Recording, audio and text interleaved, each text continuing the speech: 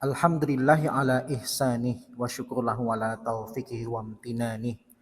Asyhadu an la ilaha illallah wahdahu la syarika lahu ta'ziman li sya'nih. Wa asyhadu anna nabiyyana Muhammadan abduhu wa rasuluhu adda ila ridwanih. Allahumma salli wa sallim wa barik alaihi wa ala alihi wa ashabihi wa ikhwanih amma ba'd. Allahumma la ilma lana illa ma 'allamtana innaka antal alimul hakim.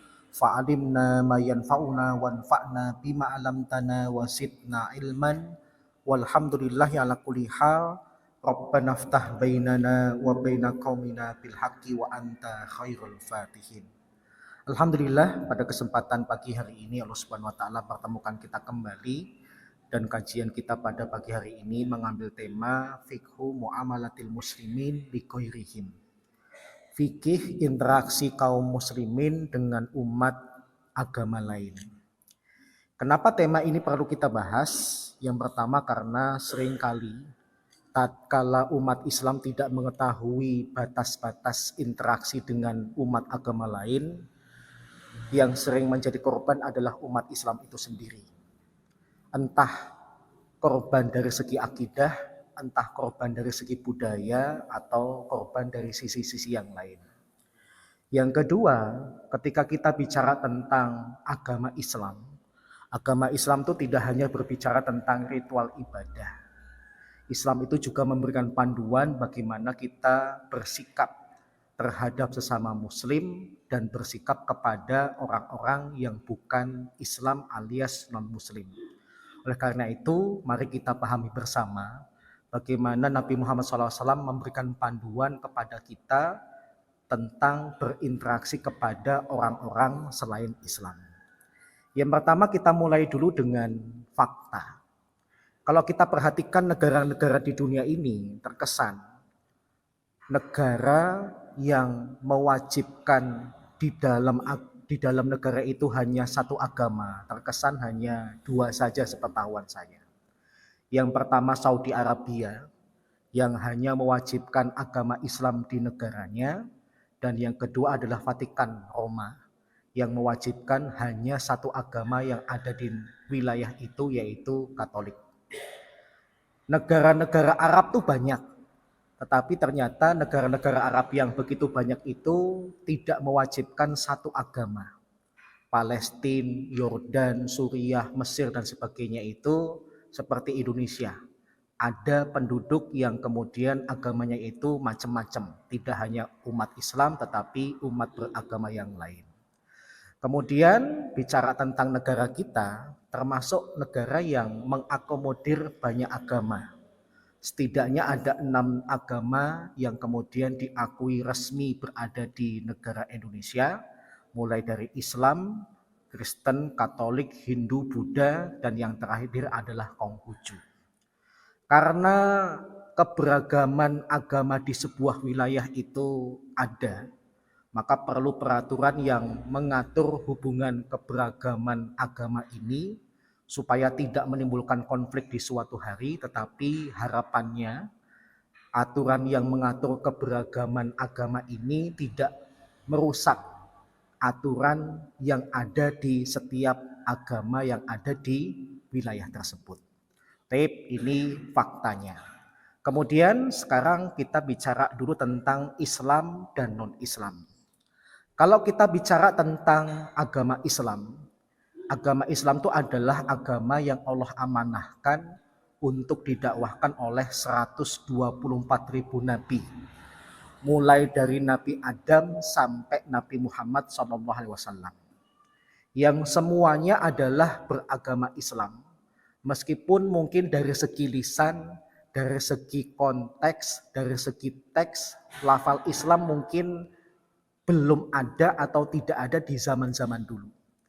Tetapi kalau kemudian ajaran itu mengajak manusia untuk bertauhid kepada Allah, mengimani nabi yang diutus kepada mereka, maka agama yang sedang disebarkan itu adalah agama Islam. Kemudian yang kedua, kalau kemudian nabi sudah menyampaikan risalah agama Islam kepada umatnya, maka nanti manusia akan terbagi menjadi dua. Ada manusia yang tunduk patuh terhadap dakwah dari nabinya, dan ada juga model manusia yang tidak tunduk atau taat kepada nabinya. Inilah yang kemudian kita sebut bukan Islam. Nah, bukan Islam itu yang bagaimana dan contohnya siapa saja? Para ulama membagi menjadi tiga.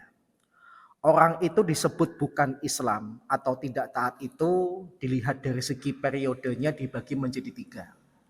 Yang pertama adalah umat terdahulu yang ingkar.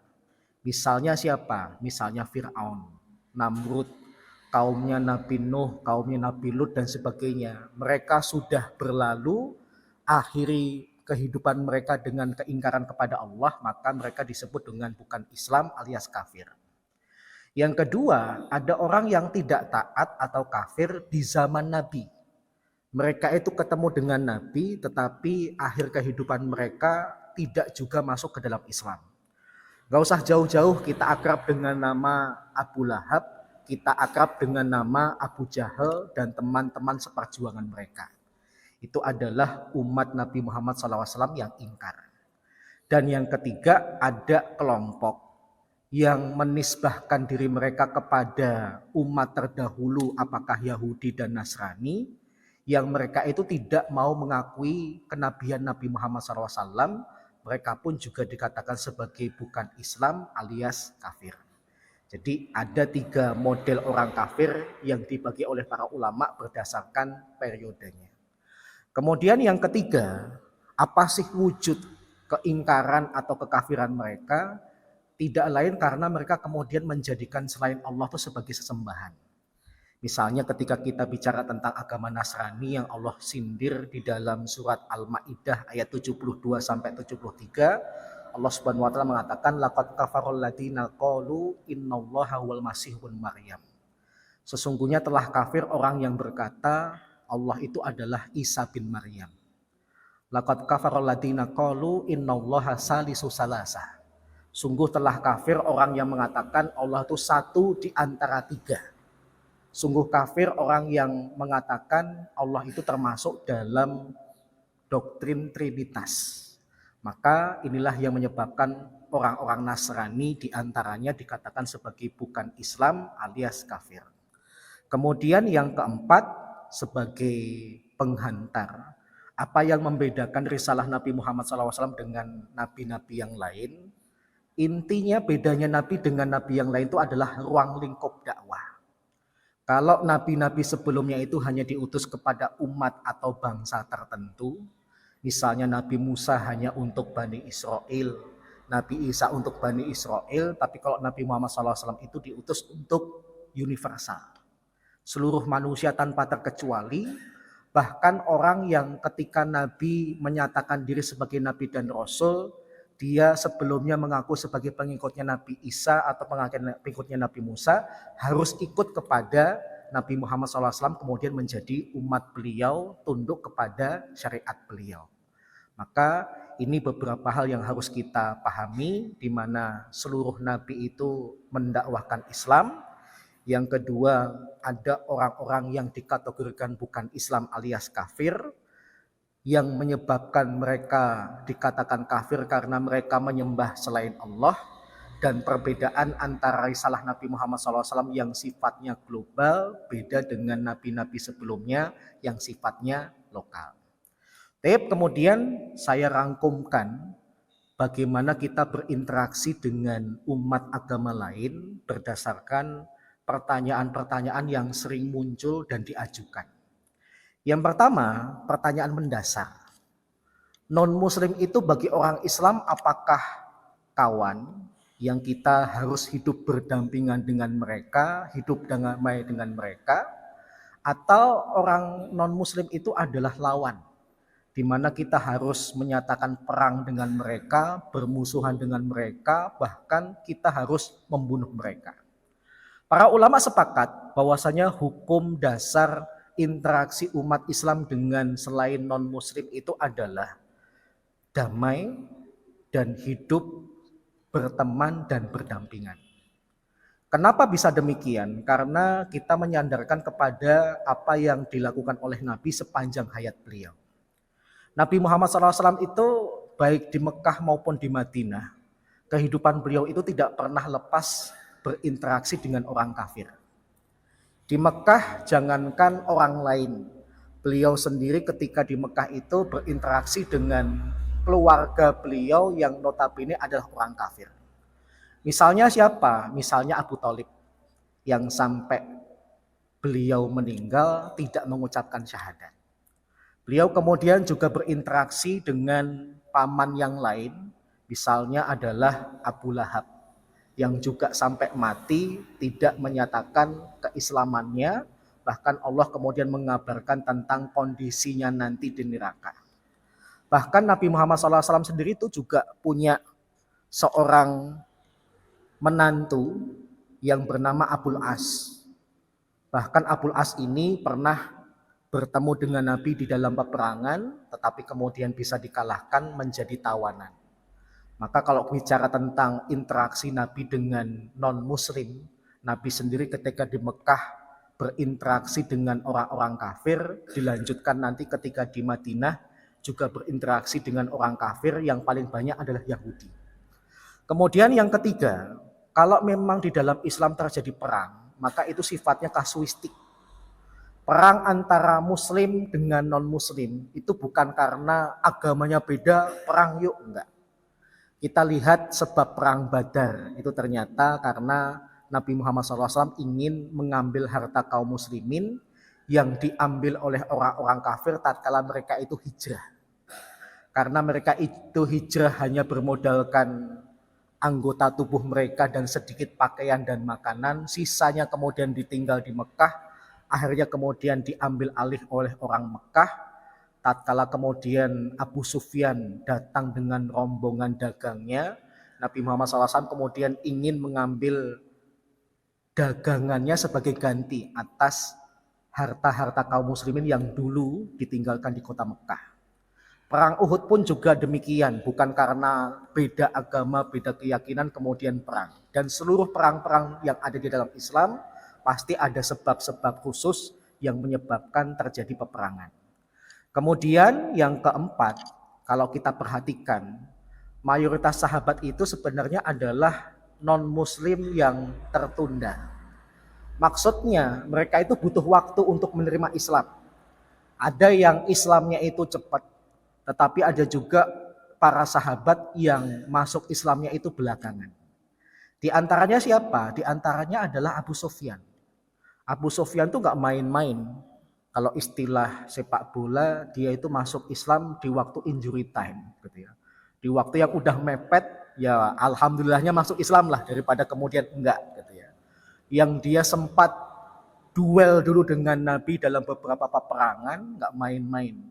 Yang Nabi juga awalnya kan enggak main-main. Beliau menikahi putri Abu Sufyan, yang notabene saat itu Abu Sufyan masih kafir, tetapi kemudian putri dari Abu Sufyan dinikah oleh Nabi, yang kemudian Allah Subhanahu wa taala memberikan hidayah kepada Abu Sufyan di kemudian hari meskipun terkesan terlambat. Sehingga kalau bicara tentang bagaimana Nabi berinteraksi dengan non-muslim, hukum asalnya adalah damai dan berkawan. Kemudian yang kedua, kasus yang sering ditanyakan terkait dengan sebuah ayat dalam surat At-Taubah. Ketika Allah Subhanahu wa taala mengatakan innamal musyrikuna najas. Sesungguhnya orang-orang musyrik itu najis. Apakah kemudian ayat ini menjadi dalil bahwasanya tubuh orang kafir itu adalah najis? Para ulama memberikan keterangan. Yang pertama, najis yang disebut di dalam ayat ini adalah najis yang sifatnya kiasan. Karena najis itu oleh para ulama dibagi menjadi dua. Ada najis yang sifatnya ain, bisa dilihat. Dan ada najis yang sifatnya hukmi, dihukumi. Karena tidak terlihat oleh mata, kemudian dihukumi saja sebagai najis. Maka seandainya orang-orang kafir itu kemudian dihukumi najis, dia bukan yang sifatnya ain, kalau kita tersentuh harus bersuci, tetapi mereka itu najis di mananya? Di hatinya. Kotornya mereka itu di mana? Di hatinya karena menyekutukan Allah Subhanahu wa taala, berbuat syirik. Kemudian bukti bahwasanya tubuh orang kafir itu tidak najis adalah Nabi Muhammad SAW itu sebagaimana hadis riwayat Abu Dawud menerima Bani Sakif yang mereka itu datang kepada Nabi, bertanya kepada Nabi tentang masalah keislaman, dan ujung-ujungnya nanti mereka kemudian bersyahadat dan masuk ke dalam Islam. Seandainya Nabi mengkategorikan tubuh orang kafir itu adalah najis, niscaya Nabi tidak akan mau bersalaman dengan mereka. Bahkan dalam peristiwa itu Nabi minum susu bareng dengan mereka. Nabi siapkan baskom yang besar berisi susu.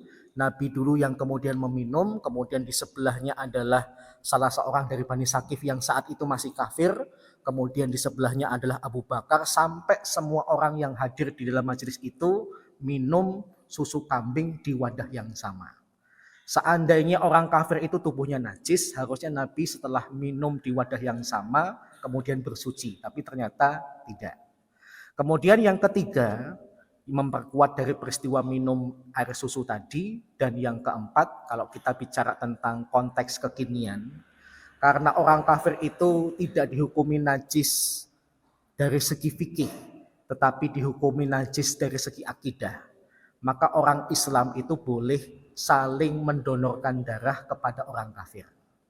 Kita kecelakaan mendapatkan donor darah dari orang kafir, boleh enggak? Boleh. Demikian juga kebalikannya, ada orang kafir butuh darah kita, boleh enggak kita memberikan darah kita kepada dia? Jawabannya juga boleh. Kenapa? Karena istilah najis yang Allah sematkan kepada orang-orang musyrik itu adalah najis di dalam hati, bukan najis dalam bentuk fisik. Kemudian yang ketiga, pertanyaan yang paling ekstrim. Halal enggak sih nyawanya orang kafir untuk dibunuh? Jawabannya adalah terjawab ketika Nabi Muhammad SAW melaksanakan haji wada, yang salah satu pesan beliau kepada kaum muslimin saat itu adalah, ya ayuhannas, inna dima'akum wa amwalakum wa a'radakum haramun alaikum kahurmati yaumikum hada fi syahrikum hada fi baligdikum hada. Wahai manusia, sesungguhnya darah kalian, harta kalian, dan kehormatan kalian haram atas sesama kalian, sebagaimana haramnya atau kemuliaan dari hari ini, bulan ini, dan tempat ini. Menunjukkan orang Islam tidak boleh sembarangan mengambil nyawa kaum muslimin maupun orang-orang kafir, sebagaimana pesan Nabi dalam khutbah haji wada. Kemudian yang kedua, kalau kemudian ada kasus di mana ada orang kafir dhimmi, orang kafir yang menempatkan dirinya tidak menghalalkan darah kita, dia berdamai dengan kita, tidak ingin membunuh kita, maka tentu saja sikap kita sesuai dengan sikapnya. Dia tidak ingin membunuh kita, maka kita pun tidak boleh membunuh dia. Beda kasusnya kalau kemudian tipikal orang kafirnya itu berbeda. Yaitu apa? Kafir harbi. Kafir yang menyatakan perang secara terang-terangan kepada kaum muslimin, dan medan perangnya jelas. Maka orang seperti ini boleh untuk dihilangkan nyawanya, meskipun mungkin wujudnya adalah perempuan, meskipun wujudnya adalah anak-anak. Islam memang agama yang di poin terakhir saya katakan mengharamkan terjadinya collateral damage, yaitu tidak boleh ada nyawa yang tidak berdosa yang kemudian dibunuh secara sia-sia. Tetapi kalau kemudian ternyata perempuan itu bawa senjata, anak kecil itu bawa bom, maka kasus seperti ini menjadi pengecualian. Mereka itu kemudian boleh dibunuh, kalau tidak dibunuh membahayakan nyawa kita. Tapi kalau kemudian ternyata perempuan ini nggak bawa apa-apa, anak kecil ini juga nggak bisa apa-apa, jangankan manusia, kaum muslimin saja juga dilarang untuk membunuh binatang di medan perang kecuali terpaksa, juga nggak boleh merusak tempat ibadah kecuali terpaksa. Jadi dalam Islam aturan jihad itu begitu ketat, sampai-sampai urusan binatang saja diurus, sampai-sampai bangunan saja itu kemudian diurus. Kemudian yang keempat, batasan peribadatan. Apa hukum kita berinteraksi dengan orang-orang kafir tatkala mereka sedang beribadah? Allah Subhanahu wa taala secara tegas menguraikan dalam surat Al-Kafirun ayat 1-6, yang kemudian para ulama mengambil kesimpulan, kalau orang kafir itu sedang beribadah, maka kaum muslimin haram mendatangi tempat ibadah mereka. Ini yang sekaligus menjadi pertanyaan Pak Margono dulu ya, tatkala diundang oleh gereja sebelah acara mereka itu, boleh nggak saya hadiri? Kalau kemudian ketika menghadiri mereka itu sedang beribadah, haram bagi Pak Margono untuk mendatangi. Tapi kalau kemudian acaranya tidak dalam bentuk ibadah, acaranya kumpul-kumpul saja, ngobrol-ngobrol saja, maka para ulama nanti terjadi khilaf. Ada yang mengatakan makruh, ada juga yang mengatakan haram. Tapi kalau pas mereka itu sedang beribadah, hukumnya haram bagi kita mendatangi tempat ibadah mereka, apapun tujuan kita. Kemudian diperkuat dengan fatwa Umar bin Khattab radhiyallahu anhu ketika beliau mengatakan, janganlah kalian masuki tempat ibadah orang kafir saat mereka sedang merayakan hari agama mereka. Karena kemarahan Allah akan turun kepada mereka. Jadi ketika Allah sedang murka, jangan kemudian dekati tempat atau orang yang Allah sedang murka kepada mereka. Kemudian yang kelima, kalau kasusnya adalah mereka sedang tidak beribadah, boleh enggak kita kemudian masuk ke tempat ibadah mereka karena memang ada tujuan tertentu. Misalnya kita sebagai kuli bangunan, orang-orang Kristennya sedang tidak beribadah, boleh enggak kita kemudian melanjutkan kegiatan menjadi kuli bangunan itu? Para ulama ada yang mengatakan paling ringan itu adalah jumhur ulama yang mengatakan boleh. Alasannya apa? Alasannya pertama, Nabi itu ketika masih di Mekah, sholat di Ka'bah, yang Ka'bah saat itu ketika kaum muslimin masih tertindas, di dalamnya ada sekitar 300-an berhala Ka'bah. Yang kemudian Nabi tetap sholat di situ, tetapi Nabi menghindari sholat tatkala orang-orang jahiliyah sedang beribadah. Berarti Nabi memposisikan masuk ke tempat di mana orang juga beribadah kepada selain Allah, tetapi menghindari di waktu yang sama.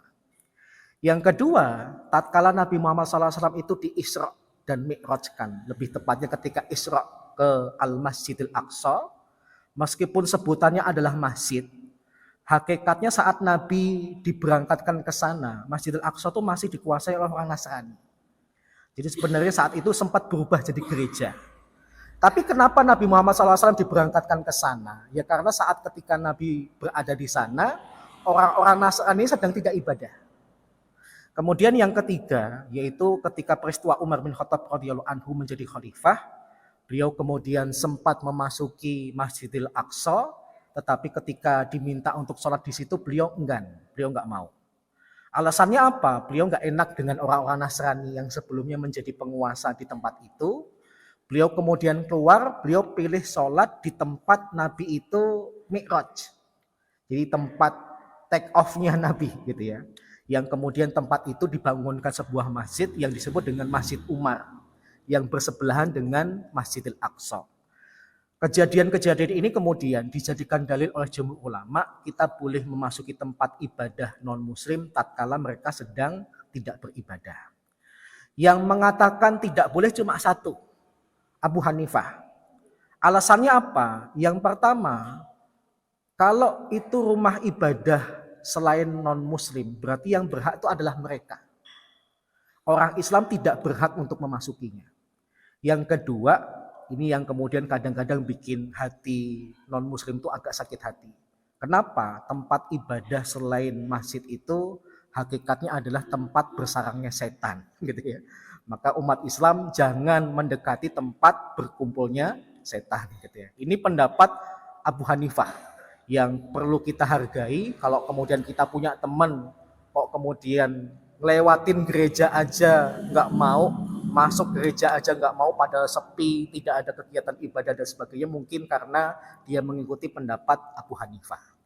Kemudian yang selanjutnya, yang keenam, kebalikannya, boleh nggak non-muslim masuk masjid? Para ulama beda pendapat.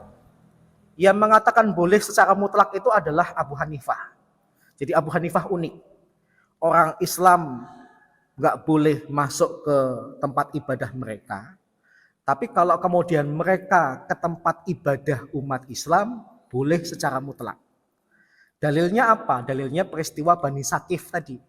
Datang kepada Nabi, tanya-tanya tentang Islam, yang ujung-ujungnya kemudian mereka masuk Islam. Itu kemudian dijadikan dalil oleh Abu Hanifah berarti orang kafir boleh masuk masjid. Bapak-bapak kalau pernah ke Eropa, khususnya masjid-masjid besar yang kemudian menjadi destinasi dalam tanda kutip wisata orang-orang barat yang ingin tahu tentang dunia keislaman, ingin tahu tentang masjid, ada masjid-masjid itu yang kemudian mempersilahkan orang kafir itu masuk. Bahkan dibuatkan semacam tempat duduk orang-orang ketika nonton sepak bola itu apa? Tribun. Nah, dibuatkan tribun. Jadi orang-orang Islamnya itu di depan pada sholat, di belakang sana ada tribun. Jadi para turis dan sebagainya nonton umat Islam sedang beribadah, nanti ada guide-nya. Nanya kepada guide-nya itu mereka umat Islam sedang apa? Yang mereka lakukan itu mereka sedang nyembah siapa? Baca apa? Mereka itu dalam sehari semalam berapa kali seperti itu dan sebagainya. Jadi ada tanya jawab. Contohnya kalau Bapak pernah ke London, Bapak pernah ke Manchester tuh ada model masjid kayak gini. Di mana non-muslim itu diperbolehkan secara bebas untuk masuk ke dalam masjid. Dalilnya adalah kedatangan Bani Sakif kepada Nabi. Kemudian yang kedua, haram secara mutlak. Pendapatnya siapa? Imam Malik. Alasannya ya karena rumah ibadahnya umat Islam itu haknya umat Islam saja. Orang kafir tidak boleh masuk kecuali dia sudah dapat izin dari umat Islam yang ada atau dari imamnya. Hukum asalnya nggak boleh, tapi karena mungkin ada sebab-sebab tertentu akhirnya diperbolehkan. Misalnya kasus apa? Kasus renovasi Masjidil Haram. Yang salah satu kejadian itu menyebabkan salah satu tren itu jatuh. Arsiteknya siapa? Nggak main-main, orang Amerika. Yang kemudian saya tanya kepada teman saya, coba dicek. Itu orang itu agamanya Nasranikah atau Yahudikah? Nggak main-main, Yahudi Pak. Gitu ya. Amerika lebih suka nyewa arsitek, Arab Saudi lebih suka nyewa arsitek Amerika daripada sesama Muslim. Wallahu a'lam sebabnya apa, tapi kata teman saya, ya karena orang Amerika tuh kalau bikin bangunan rapi banget. Ketika menghancurkan tembok lama, nggak kayak kita. Kita itu kalau menghancurkan tembok lama itu akhirnya debunya kemana-mana, orang tahu. Orang Amerika ini unik. Jadi kalau menghancurkan tembok lama, dipersiapkan dulu terpal. Yang terpalnya ini ternyata peredam suara. Jadi juga menghalangi debu supaya tidak keluar. Yang kedua juga kedap suara.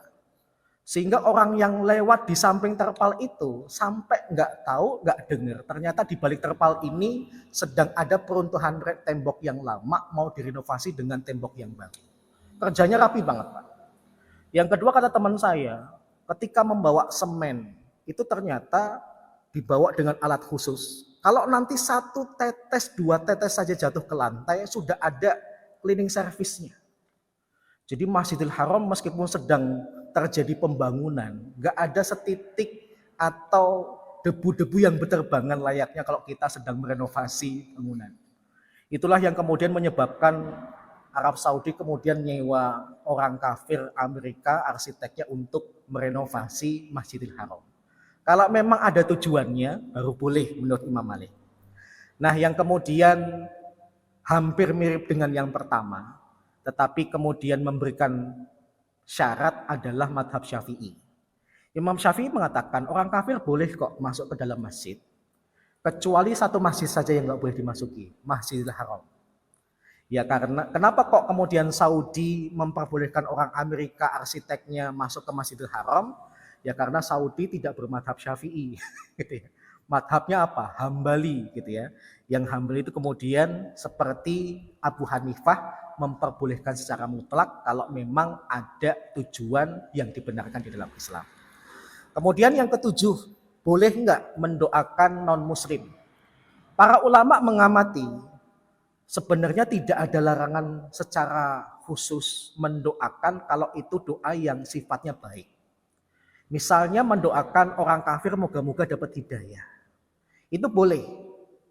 Seperti Nabi Muhammad SAW berdoa moga-moga Abu Thalib itu kemudian menerima Islam, masuk ke dalam Islam. Berarti boleh hukum asal doa.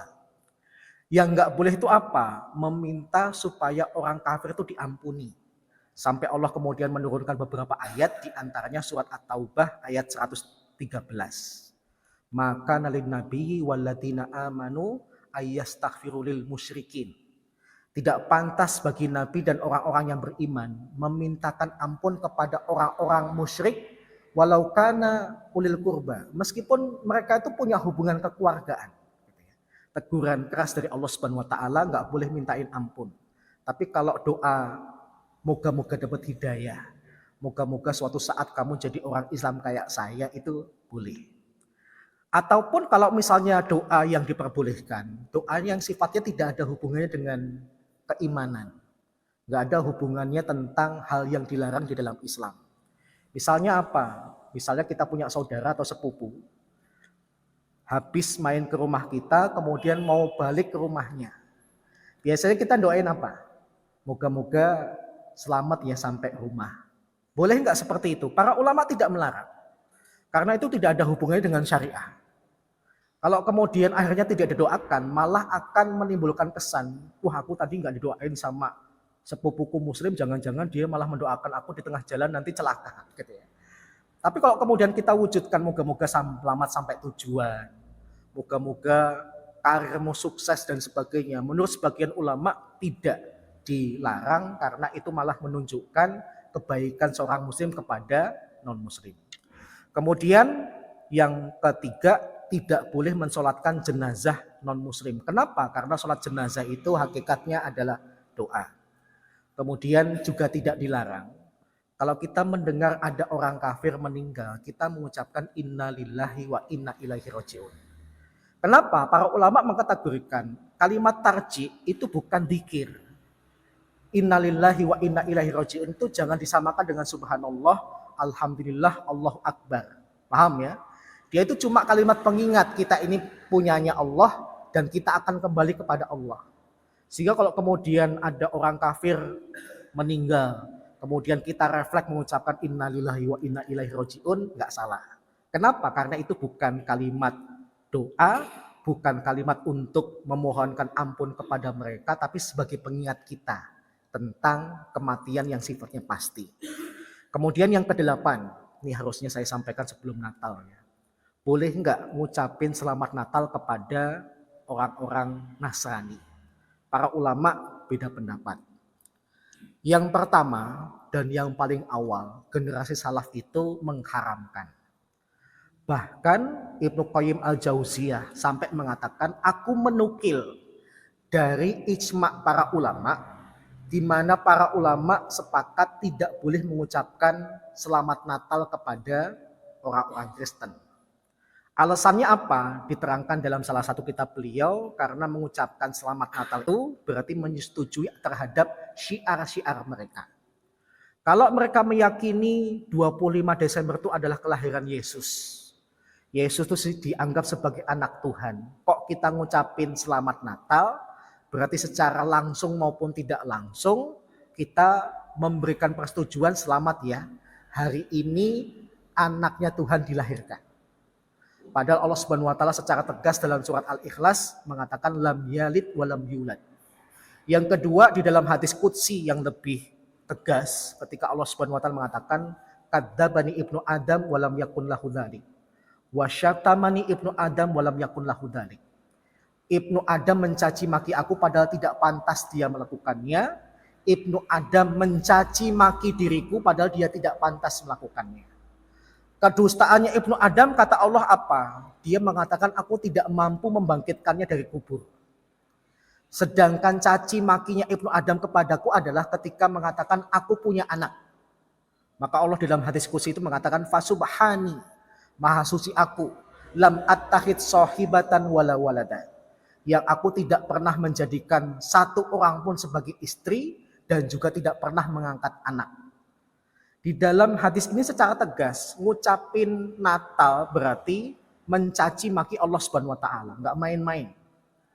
Dan bahkan para ulama sampai menguraikan, kalau sampai mengatakan selamat Natal berarti terkumpullah beberapa kekufuran. Pertama, mengakui Yesus sebagai anak Tuhan, mengakui anak Tuhan ini kemudian jadi Tuhan dan mengakui paham Trinitas. Jadi terkumpul berbagai macam kekufuran tatkala seorang muslim itu mengucapkan selamat Natal. Tetapi sebagai orang yang belajar fikih, saya tetap harus jujur. Ada ulama juga yang memperbolehkan. Nggak main-main. Kelasnya siapa? Seperti Yusuf Qaradawi. Beliau itu kemudian berhujah dengan surat Al-Mumtahanah ayat yang ke-8. Di dalam ayat itu Allah mengatakan, tidaklah berdosa bagi kalian berbuat baik kepada orang-orang kafir yang tidak memerangi kalian dalam masalah agama dan tidak mengusir kalian dari rumah kalian. Antabarruhum wa tuqsitu ilaihim. Engkau berbuat baik kepada mereka dan berbuat adil kepada mereka. Menurut beliau, salah satu bentuk baik itu adalah mereka senang, kita ikut senang. Di antara yang membuat mereka senang itu apa? Kalau kemudian ada orang yang ngucapin Natal kepada mereka. Ini istihad beliau yang kemudian ditentang oleh banyak ulama. Kemudian ada juga yang sifatnya itu dipilah. Ucapan itu ada yang sifatnya halal, ucapan itu ada yang sifatnya haram. Ucapan yang sifatnya halal, misalnya contohnya tadi, moga-moga kamu dapat hidayah. Boleh. Tapi kalau kemudian ucapannya sudah kebablasan, moga-moga jenazah ini nanti ditempatkan di tempat yang layak. Moga-moga Allah menerima di sisinya, padahal ini orang kafir. Maka yang seperti itu tidak layak. Bahkan saya juga mewanti-wanti orang Islam jangan latah lah. Ada orang kafir mati kemudian ikut-ikutan ngucapin meskipun cuma dengan 3 huruf. Rest in peace, RIP gitu ya. Yang benar itu RIH. Bukan rest in peace tapi rest in hell. Paham ya gitu ya. Bersemayam di neraka atau RIF gitu, rest in fire gitu. Yang harusnya gitu. Kalau kemudian sudah ngucapin moga-moga arwahnya tenang, moga-moga diterima di sisinya, moga-moga mendapatkan tempat yang terbaik, maka itu haram hukumnya. Jadi ada kalanya ucapan itu sifatnya halal, tetapi ada kalanya ucapan itu juga sifatnya haram, gitu ya. Baik. Kemudian kasus, ada orang tanya kepada saya, benar nggak sih Majelis Ulama Indonesia itu pernah mengeluarkan fatwa haram mengucapkan selamat Natal? Saya karena tidak tahu, saya kemudian bilang, saya butuh waktu untuk nyari. Saya kemudian tanya kepada beberapa orang yang saya percaya bisa mencari info di MUI. Dan kemudian sekitar 1 pekan itu saya kemudian mendapatkan jawaban. Kalau fatwa mengucapkan selamat Natal itu nggak ada, Mas. Yang muncul di zamannya Buya Hamka itu adalah fatwa merayakan Natal. Ikut-ikutan Natal itu yang kemudian sudah ada fatwanya. Tapi kalau kemudian fatwa mengucapkan selamat Natal, sampai detik ini MUI belum mengeluarkan. Bahkan yang lebih anehnya, ketika saya ketemu dengan Din Syamsuddin, saya kemudian akhirnya tanya kepada beliau langsung, beliau kan juga pernah jadi ketua MUI. Saya kemudian tanya, Ustadz, pernah nggak sih MUI itu ngeluarin fatwa haram mengucapkan selamat Natal? Beliau tuh kemudian mengatakan, saya tuh setiap tahun ngucapin selamat Natal, Mas, kepada orang-orang Kristen. Kenapa? Karena saya belum menemukan dalil tentang larangan mengucapkan selamat Natal, kemudian akhirnya kebablasan. Dia hubungkan dengan hadis di mana Nabi SAW itu pernah, suatu saat beliau duduk, kemudian ada jenazah Yahudi yang sedang diangkat. Maka kemudian Nabi SAW ketika jenazah Yahudi itu diangkat dekat dengan beliau, Nabi kemudian berdiri. Beliau kemudian menafsirkan, nah ini saja, lihat, Nabi saja menghormati jenazahnya orang Yahudi. Ketika mati saja sampai dihormati, apalagi hidupnya Nabi pasti juga menghargai, kebablasan. Saya kemudian akhirnya ketika kaitannya belum ada fatwa dari MUI mengucapkan selamat Natal itu haram, saya diam karena beliau yang lebih tahu. Tapi kaitannya beliau ketika menghubungkan dengan mengangkat jenazah orang Yahudi itu kemudian Nabi berdiri. Saya kemudian bilang, nah kalau kayak gini saya patut memberikan komentar. Untuk masalah itu para ulama beda pendapat. Nabi berdiri karena apa? Ada yang mengatakan Nabi berdiri karena menghormati orang Yahudi yang lewat ini, jenazah Yahudi. Tapi ada juga loh yang pendapatnya keren banget. Nabi sengaja berdiri karena beliau tidak ingin posisinya lebih rendah daripada Yahudi. Ustadz Din Syamsuddin diam. Moga-moga beliau ingat itu, kemudian mengajak MUI untuk mengeluarkan fatwa haram untuk mengucapkan selamat Natal. Paham lah ya? Saya kemudian sebutkan di antara yang berpendapat seperti itu, menjelaskan seperti itu, cek Ibnu Hajar Al-Asqalani. Beliau diam, oh iya ya, gitu ya. Keren juga yang disampaikan Mas, gitu ya.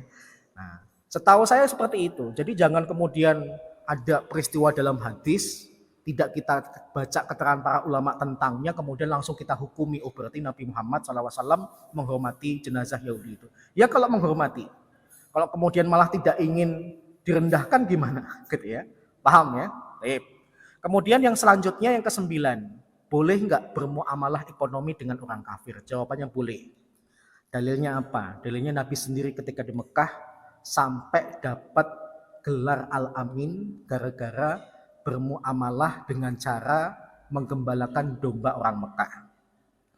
Bahkan ketika Nabi SAW beranjak dewasa, orang-orang Arab yang berdagang lintas negara itu hartanya dititipkan kepada orang-orang Mekah, dan orang Mekah mengakui rumah yang paling aman nitipin harta itu rumahnya Muhammad. Berarti Nabi Muhammad SAW menjalin hubungan muamalah ekonomi dengan orang kafir.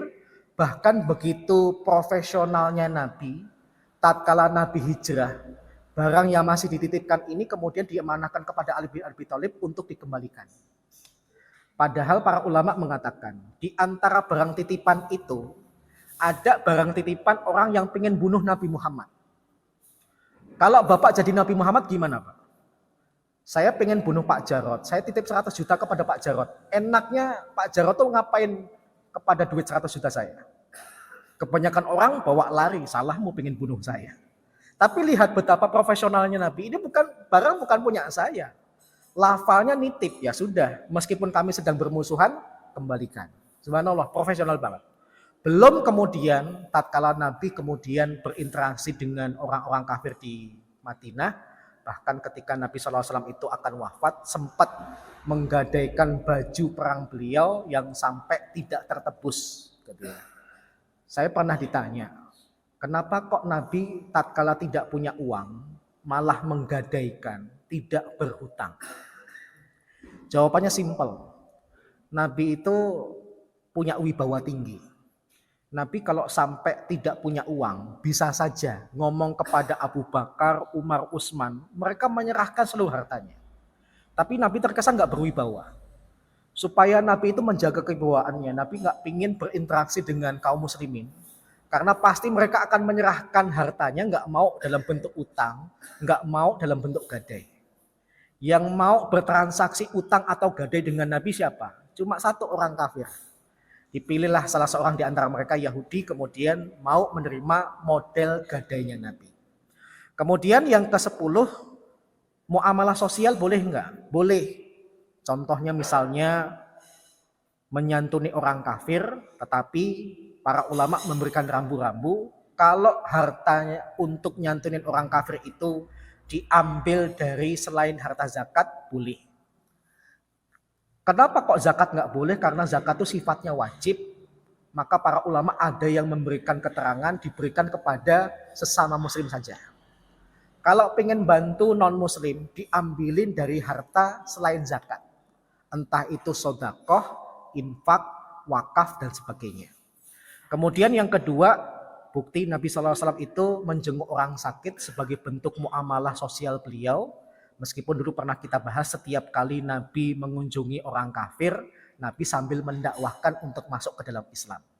Ada kalanya berhasil seperti mantan budak beliau, dan ada kalanya gagal seperti paman beliau.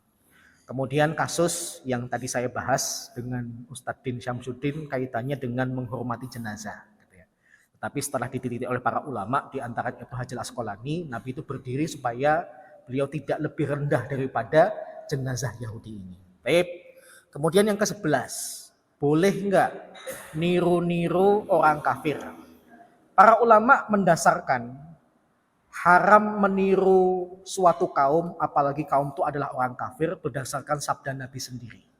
Man tasyabbaha biqaumin fahuwa minhum. Barang siapa yang menyerupai suatu kaum, maka dia termasuk kaum tersebut. Hadisnya sifatnya lafalnya umum, yang kemudian timbul kasus-kasus. Kalau kemudian tidak boleh tasyabuh itu maksudnya gimana? Kalau kemudian niru orang kafir sedangkan dia berada di negara umat Islam, maka hukumnya haram. Orang kafir identik dengan pakaian itu. Dia kemudian pakai pakaian seperti orang kafir padahal dia berada di wilayahnya orang-orang Islam, maka hukumnya haram. Tapi kalau kemudian dia pakai bajunya orang kafir di wilayahnya orang kafir, maka silahkan. Karena pasti ada tujuannya, entah untuk menghormati, mencari keamanan, atau sedang menjadi mata-mata, nyamar dan sebagainya, silahkan. Tapi aneh kalau kemudian kamu berada di wilayahnya orang Islam, tapi malah pakai bajunya orang kafir. Kemudian yang selanjutnya, kasus-kasus boleh enggak umat Islam pakai kalung salib? Boleh enggak pakai jubah kayak pendeta? Boleh enggak pakai topi yang cuma di sebagian kepala seperti topinya orang Yahudi? Boleh enggak pakai simbol bintang David? Boleh enggak pakai kemeja, jas, dasi dan sebagainya? Bahkan saya pernah ditanya, boleh enggak pakai celana jin? Gitu ya. Saya kemudian mencari sejarahnya celana jin. Ada dua versi ya. Ada yang mengatakan penemu celana jin itu bikin celana jin karena dia dapat request dari para koboi. Dari orang-orang yang terbiasa berinteraksi dengan kuda, dengan tempat berpasir, bertanah, kotor. Tolong dong buatin pakaian yang nanti kalau kami kena tanah tidak terlalu kotor kalau misalnya terkena.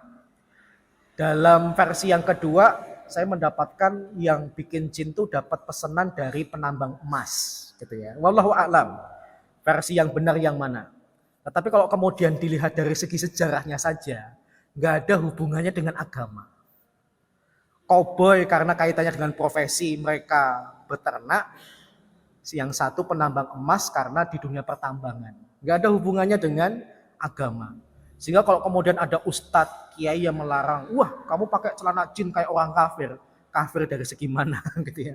Karena dari segi sejarahnya saja kaitannya dengan profesi, tidak ada hubungannya dengan masalah akidah. Saya juga pernah ditanya, ketika seorang ibu sudah terlanjur memakaikan anaknya itu pakai pakaian suku Indian, suku asli Amerika. Udah dipakein baru ditanyain gitu ya, di foto. Anaknya masih TK gitu. Ustadz sebenarnya memakaikan pakaian seperti ini kepada anak saya itu hukumnya gimana? Saya kemudian ngasih jawaban pertama asal-asalan, yang kedua baru serius. Jawaban asal-asalan pertama apa? Saya mengatakan anak kecil kayak gitu Bu, berbuat dosa, belum ditulis dosa. Kenapa? Anak kecil itu bebas. Dia mau berbuat haram yang gak ditulis dosa, dia mau berbuat pahala, itu nanti dikategorikan sebagai ibadah sunnah. Kemudian ibunya ini tahu kalau saya sedang bercanda. Yang serius Ustaz jawabannya gitu ya. Saya kemudian bilang, ya tergantung niat ibu. Kalau kemudian ternyata pakaian ini diniatkan bukan untuk meniru akidahnya suku Indian, maka kembali kepada hukum asal, segala sesuatu hukum asalnya itu boleh. Tapi kalau ibu kemudian sudah meneliti, orang Indian itu punya keyakinan-keyakinan tertentu. Dengan berpakaian ini nanti akan dihormati oleh arwah-arwah tertentu sebagaimana kita sering melihat kebiasaan orang Indian, maka haram memakaikan pakaian ini kepada anak ibu meskipun masih kecil. Paham ya? Jadi kasus-kasus seperti ini sering ditanyakan. Kemudian yang ke-12, konsekuensi berinteraksi dengan orang kafir apa? Mereka tidak boleh jadi wali. Baik wali dalam makna sempit wali pernikahan, atau mereka kemudian menjadi wali dalam makna pemimpin. Ini kan ayat yang membuat negara kita sempat heboh kan. Surat Al-Maidah ayat 51 gitu ya. Kemudian yang terakhir, kalau kaitannya kita kerjasama dengan orang kafir mengelola negara, boleh enggak? Jawabannya juga boleh. Nabi Muhammad SAW ketika datang ke Madinah, di antara penduduk asli Madinah itu siapa? Komunitas Yahudi. Gak main-main, ada 3 suku, Bani Nadir, Qainuqa, Bani Quraisyah. Yang mereka ini ketika Nabi datang, punya kesepakatan untuk menjaga keamanan kota Madinah. Yang diperkuat dengan piagam Madinah. Sayangnya, ya namanya orang Yahudi. Dimanapun dan kapanpun Yahudi itu punya tipikal akan melanggar janjinya. Kalau memang dirasa ada peluang untuk melanggar janji, maka pasti akan dilanggar.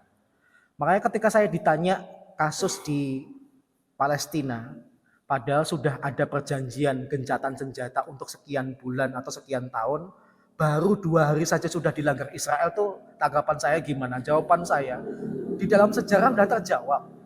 Nabi masih hidup saja, orang Yahudi itu hobinya melanggar sumpah, melanggar janji. Maka kemudian orang-orang Israel sekarang melanggar janji untuk kesekian kalinya dengan Palestina, itu sudah ada sejarahnya dari zaman dulu. Jadi sejarah itu pasti berulang.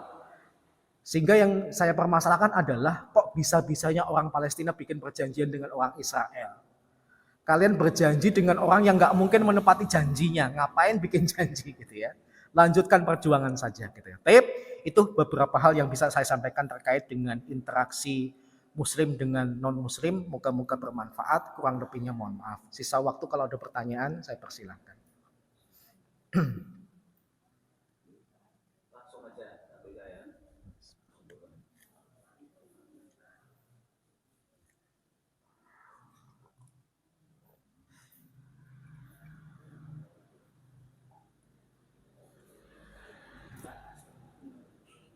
Waalaikumsalam.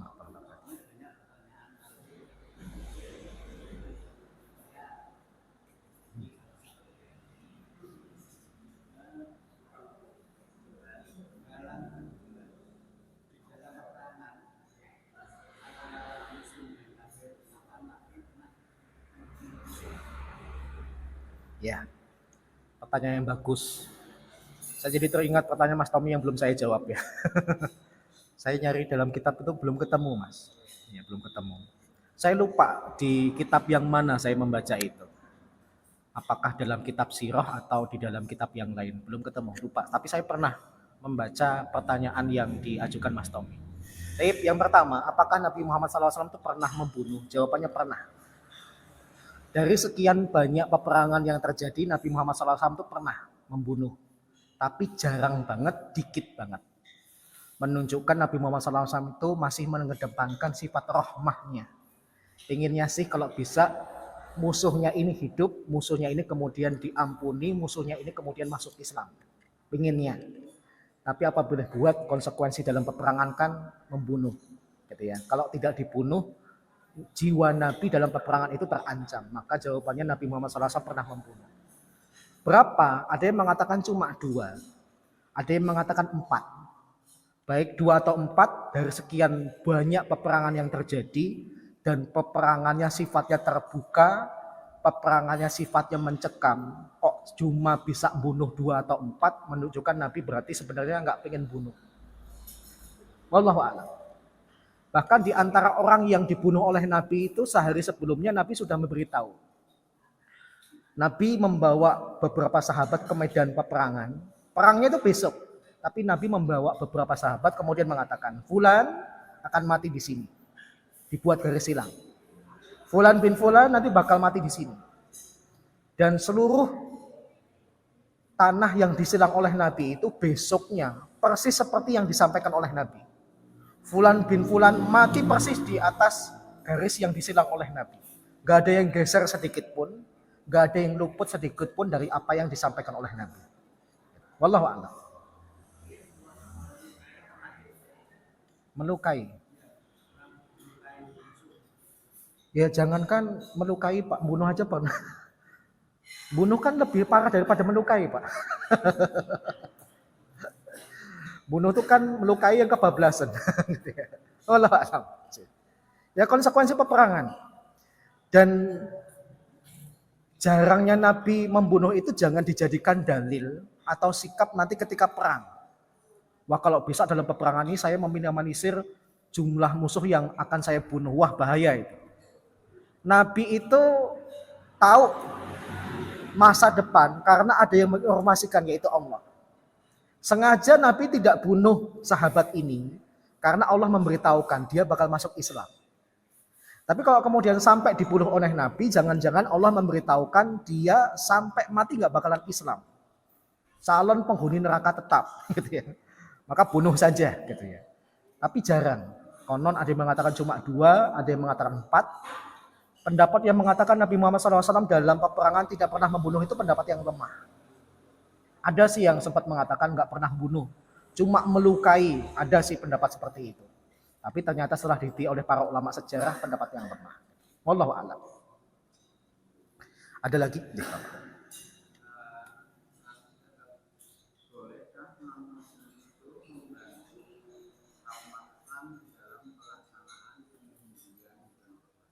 Ya.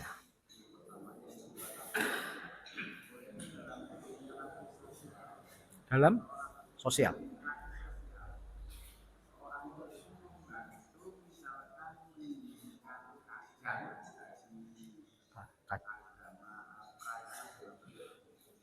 Kajang itu apa? Oh, yang untuk itu, orang punya gawe itu ya.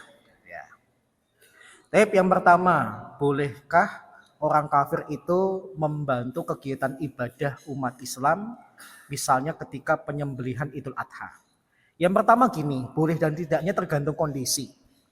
Kalau memang umat Islam kewalahan mengurusinya dan bisa selesai dengan cepat atau bisa terselesaikan dengan bantuan orang kafir, maka hukumnya boleh. Ini fatwanya Syekh Utsaimin, gitu ya. Ketika beliau ditanya oleh salah seorang jemaah dari Afrika yang ternyata daerahnya itu kebanyakan sekarang sudah murtad, masih ada yang Islam. Nah, ketika mereka mengadakan Idul Adha, kewalahan karena dulu muslimnya banyak, sekarang tinggal sedikit. Kemudian anggota keluarga mereka yang murtad itu kemudian secara spontan bantu mereka. Boleh enggak? Kemudian Syekh Utsaimin memberikan jawaban berdasarkan situasi. Karena kondisinya adalah kalian tidak bisa menyelesaikan kecuali dibantu, maka hukumnya boleh. Tapi seandainya kemudian bisa dilakukan sendiri, maka sebaiknya jangan. Yang kedua, ada yang mengatakan boleh. Yang mengatakan boleh siapa? Yaitu Abu Hanifah. Alasannya adalah ketika kita membagi daging, itu kan termasuk diantaranya orang kafir juga boleh dapat. Kalau kemudian boleh dapat, apa alasan tidak diperbolehkan untuk membantu? Alasannya logika. Kalau dalil nggak ada, karena memang di zaman Nabi profesional banget yang melakukan orang Islam semua. Dan orang Yahudi berlepas diri. Setiap tahun kaum muslimin Idul Adha, orang Yahudi, orang Nasrani nggak campur tangan. Timbul kasus baru di mana kemudian butuh jawaban atas hukum baru. Kalau Abu Hanifah mengatakan dia saja berpotensi dapat daging, apa salahnya ketika proses penyembelihan daging dia membantu? Beliau kemudian juga berargumen dengan surat 5 ayat 5, Al-Maidah ayat yang kelima. Wa ta'amul ladina utul kitabah hilul lakum wa ta'amukum hilul lahum. Sembelihannya alul kitab itu halal untuk kalian, sembelihan kalian halal untuk mereka. Kalau kemudian jangankan membantu, mereka nyembelih saja boleh, kenapa kemudian membantu tidak boleh? Gitu. Nah, dari dua pendapat ini, meskipun saya itu ngefan kepada Syekh Utsaimin, saya lebih cenderung kepada pendapat Abu Hanifah. Gitu. Pertama dia pakai dalil logika, tapi kemudian diperkuat dengan surat Al-Maidah ayat yang kelima. Jadi jawabannya adalah boleh. Gitu. Yang lebih kuat. Tapi kalau kemudian mau pakai fatwanya Syekh Utsaimin, boleh tapi dengan syarat, silahkan. Kalau yang kedua boleh secara mutlak. Kemudian yang kedua, boleh enggak orang kafir, orang Islam membantu perayaan agama mereka? Nah, ini yang berat. Kalau kita hubungkan dengan masuk ke tempat ibadah yang mereka sedang melakukan ibadah saja hukumnya haram, apalagi sampai kemudian mendanai untuk mereka kemudian beribadah. Maka jujur saja saya belum pernah menemukan dalil tentang pertanyaan Bapak atau fatwa tentang pertanyaan Bapak Tapi kita ambil kesimpulan dari larangan memasuki tempat ibadah tatkala mereka sedang beribadah. Kalau dari situ saja kemudian nggak boleh, harusnya kemudian juga tidak boleh berpartisipasi untuk perayaan ibadah mereka. Yang boleh itu cuma satu, pemimpin. Pemimpin. Umar bin Khattab radhiyallahu anhu ketika akan meninggalkan Palestina, meninggalkan Masjidil Aqsa, ada orang Yahudi kemudian ngeluh. Tempat ibadah kami itu hampir runtuh. Maka tunjukkan keadilanmu sebagai pemimpin. Maka kemudian Umar bin Khattab mengatakan, perintahkan beberapa orang pergi ke tempat ibadah laki-laki tua ini, bangun sampai selesai. Jadi kalaupun boleh, Pak Lurah, bukan pribadi. Karena keberadaan Pak Lurah adalah pemimpin. Tapi kalau kemudian pribadi, saya belum menemukan isyarat yang langsung maupun tidak langsung yang memperbolehkan. Ya. Jadi kalau dia minimalnya Pak Lurah, bolehlah. Tapi kalau dia Pak RT, jangan gitu ya. RT itu terlalu kecil. Tapi kalau gereja kan biasanya di atas namakan kelurahan. Nggak ada gereja RT itu nggak ada. Gereja itu pasti atas nama kelurahan. Berarti pemimpin di situ siapa? Pak Lurah. Mau bantu silahkan. Tapi kalau kemudian dia bukan pemimpin, saya belum menemukan dalil. Karena yang saya jadikan dalil adalah Umar bin Khattab memerintahkan pembangunan kembali tempat ibadahnya Yahudi di Palestina. Wallahu a'lam. Jih.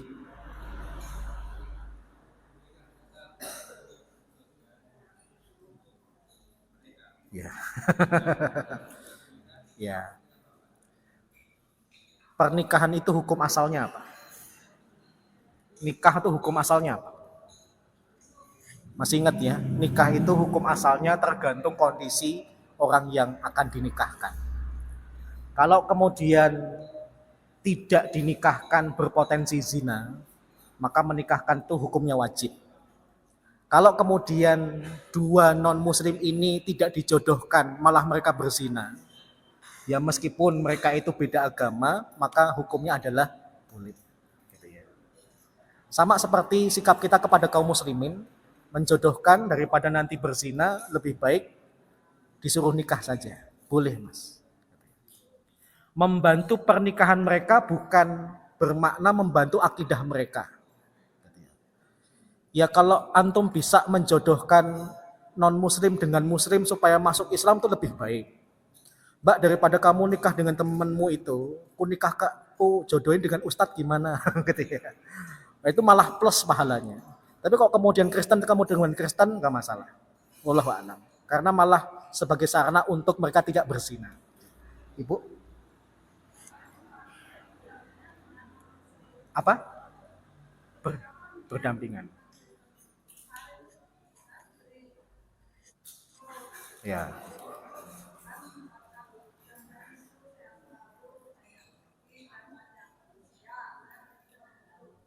Sehat, panjang apa? Sehat selalu, panjang usia.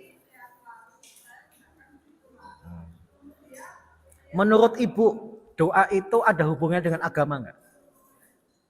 Sehat, rizki, panjang umur itu ada hubungannya dengan agama nggak? Kalau menurut Ibu itu ada hubungannya dengan agama, berarti nggak boleh. Tapi kalau itu keduniaan, boleh. Saya jawab pertama dulu. Terus yang kedua? Hmm. Hmm.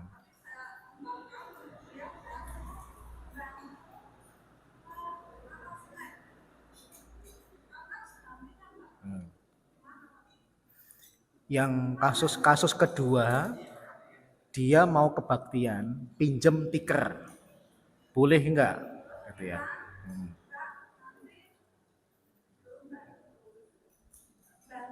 Ibu disuruh bantu snack. Ya.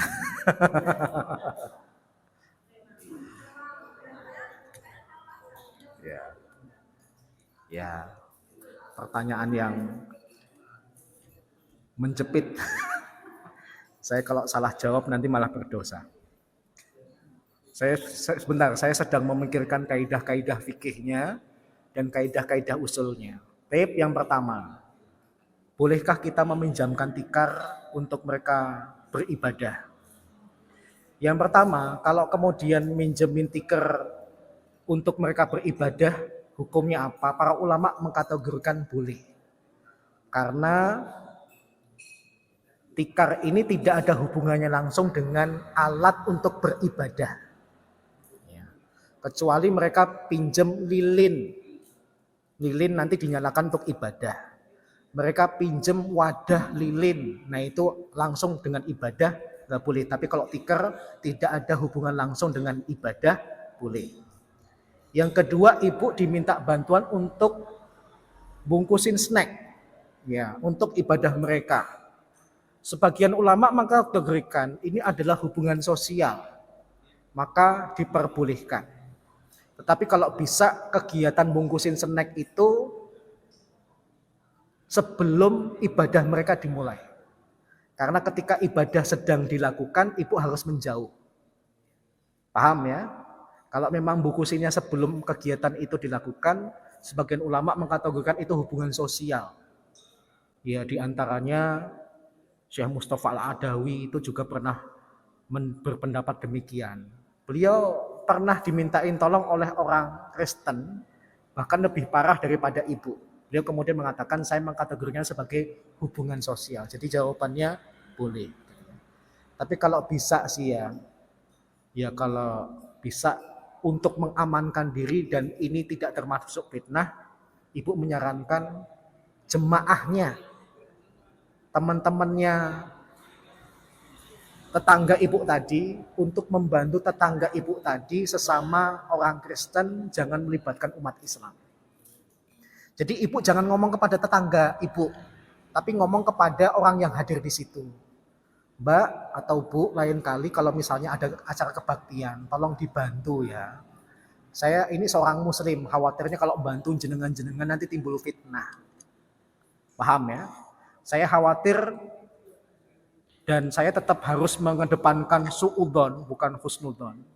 Itu sarana untuk semakin dekat kepada ibu.